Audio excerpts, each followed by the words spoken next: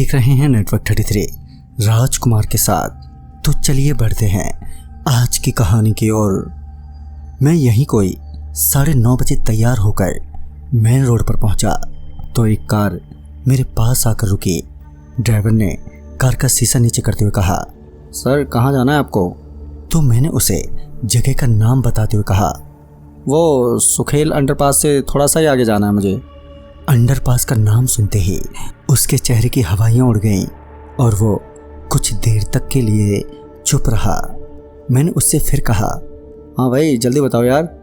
पहले तो उस ड्राइवर ने ये कहकर मना कर दिया, वो तो काफ़ी दूर है यहाँ से, मैं वापसी में लेट हो जाऊँगा, मैं नहीं जा पाऊँगा। तो इस पर मैंने कहा, कोई नहीं यार, पैसे थोड़े ज़्यादा ले लेना। पैसे की बात सुनते ही वो ड्राइवर मान गया और मेरे बैठने के बाद ड्राइवर ने कार अंडरपास वाले रास्ते की तरफ मोड़ ली। सफ़र करते वक्त मैंने ड्राइवर से 2-4 बातें भी की, मगर उसके बात करने का अंदाज बिल्कुल भी ठीक नहीं था। लिहाजन मैं अपने फ़ोन में बिजी हो गया। तकरीबन 1.5 घंटे बाद जैसे ही कार अंडरपास में एंटर हुई तो कार का टायर पंचर हो गया। ड्राइवर ने कार को साइड में लगाया और इधर उधर नज़रें घुमाते हुए टायर की तरफ देखा।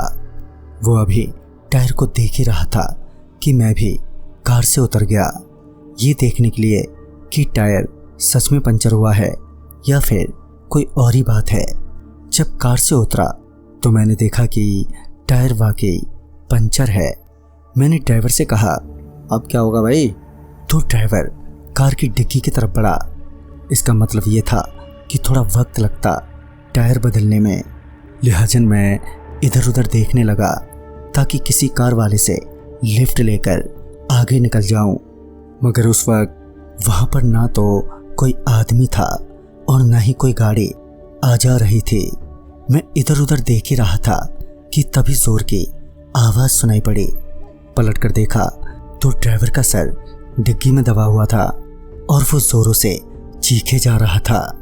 मैं उसे बचाने के लिए जैसे ही दौड़ा कि मेरे पांव वहीं एकदम से जम गए और फिर तभी मुझे वहीं दीवार से निकलती हुई एक आकृति नजर आई।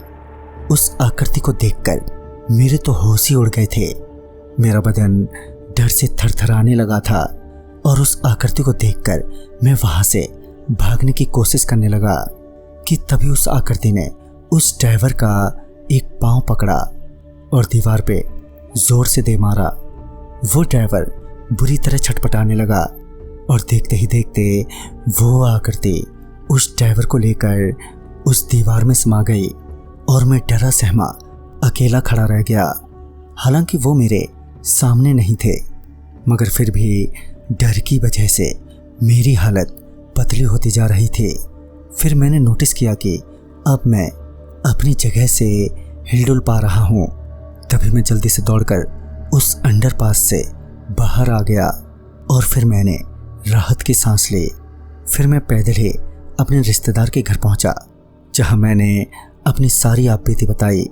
तो मुझे पता चला कि तकरीबन 1 साल पहले 2 से 3 ड्राइवरों ने कार में एक लड़की के साथ रात के वक्त उस अंडरपास में कार रोककर बलात्कार किया था और उसे जान से मारकर वहीं फेंक दिया।